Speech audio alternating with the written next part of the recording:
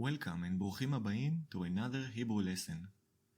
In this lesson, we continue our Nikud path by learning about the Patach and Chataf Patach Nikud signs. This will be another important building block on your way to learning how to read Hebrew. If you are new to this channel, check out the introduction video in the link above and in the description of the lesson for more information about how to learn Hebrew step by step by following a learning path. Before we continue, I would like to remind you that the purpose of this lesson is to teach you how to read Nikud and not how to decorate letters and words with Nikud according to the Hebrew Nikud rules. Nikud rules is an advanced topic and I will discuss it in further lessons. Saying that, I will still share few Nikud rules with you during the lesson so you can see the bigger picture if you want to increase your knowledge. If you find something difficult to understand, or you feel there is a gap in your knowledge, you can always leave a question in the comments or just skip the Nikud rules altogether and just focus on how to read the Nikud and not why is it there. Let's start by talking about the sound of Patach. Later on, we will discuss Chataf Patach, so stay tuned. Patach creates the sound of A. A. This is how Patach looks like. As always, the letter is just a placeholder. The Patach can decorate any letter. Let's see some examples. Look at the word Qatar. Qatar. You can see that the Kuf is decorated with Patach. We pronounce it Ka-tar. Another example is the word Zamar. The first letter Zain is decorated with Patach. We pronounce it Za-mar. If you have watched the previous Kamatz lesson, you know that Kamatz Gadol or Big Kamatz also creates the sound of A. So why two different Nikud signs with the same sound? This is happening due to several reasons. I will discuss a few. The main reason is that Patach represents a short vowel in Hebrew, while Kamatz Gadol represents a long vowel. In modern Hebrew, you can barely hear any difference in pronunciation between the two. Nevertheless, the Nikud rules are still valid for that matter, and some words will be decorated with either Patach or Kamatz Gadol, even though they sound the same. You may also see a Kamatz Gadol changes to Patach in few cases of construct state. In cases of a closed syllable with the sound of A at the end of the first word, the first letter will be decorated with Patach instead of Kamatz Gadol. In other words, the construct state and the type of the syllable may force a Nikud change according to the Hebrew Nikud rules. I should remind you that the pronunciation will stay the same, yet the Nikud has to change according to the Hebrew Nikud rules. Let's see an example. We can see that the word dag or fish, when not in the construct state, is decorated with Kamatz Gadol. If we add another word, like gold, to create the construct state goldfish or dag zahav, we can see that the Kamatz Gadol in the word dag has changed to Patach. Same sound, different Nikud.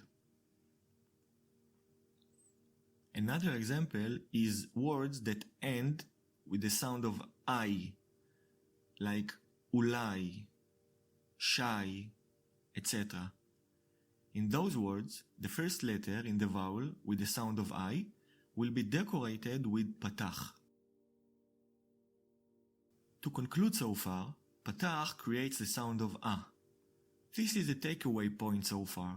All the rest of the explanations above are to put you in perspective and give you some tools to understand beyond the Nikud sign. You don't have to master and memorize those rules. The only need to know is that Patach creates the sound of A. Moving on. Let's talk about a Patach Gnuva, or stolen Patach. Words in Hebrew sometimes end with consonants that have no vowel. That is all fine until you try to say a word that ends with a guttural consonant and no vowel. Those are very hard to pronounce without a vowel. The guttural consonants for this matter are chet, ain, and he. Aleph is irrelevant for this subtopic. Let's see an example. Try and say madua without the vowel a at the end. You get madur, madur. Notice that the letter ain has no vowel. It sounds very Arabic, right? In Arabic, this is a more common scenario, by the way. So in order to overcome this pronunciation difficulty, the Hebrew language adds an a sound before the last guttural consonant, turning madur to madua. I apologize for the heavy pronunciation. I want you to really hear the consonants and the difference in pronunciation. The nikud is added to the last letter, but the a sound belongs to the letter before the last letter. In this example, the letter vav. Similarly, the word apple or tapuach. Otherwise, it is pronounced tapuch. Tapuch. With the patach gnuva correction, it is pronounced tapuach. Tapuach. Notice the added a before the last chet. Tapuach.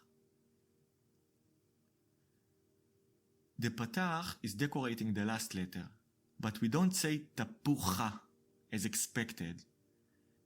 As I said, the a sound is added to the letter before the last letter, even though the nikud is commonly decorating the last letter. To conclude, patach gnuva is here to help the Hebrew speaker to overcome the difficulty in pronouncing a vowel-less guttural consonant at the end of a word by adding a sound before that last problematic consonant pronunciation.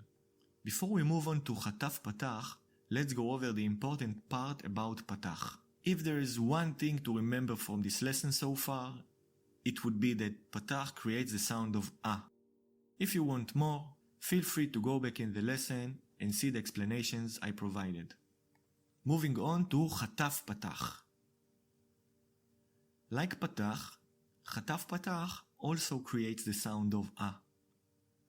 Let's see a word example. Aratzot. Aratzot. According to Hebrew nikud rules, there are many reasons why a certain letter should be decorated with chataf patach. One of the reasons is that chataf patach replaces a shva sign in guttural consonants under certain circumstances, thus changing the sound of e to the sound of a. Since the purpose of this lesson is to teach you how to read the Hebrew rather than teach you the advanced nikud rules, we will not discuss those reasons any further in this lesson. I will still say that most nikud changes are there, among other things, to help the speaker pronounce words better or easily and understand words that otherwise may be confusing. In the future, I will dedicate a lesson to talk about chataf types of nikud. For now, just remember that both chataf patach and patach create the sound of a, even though the sign is different. By now, you know how to recognize and read both patach and chataf patach. Remember that the sound is similar to the sound of kamatz gadol.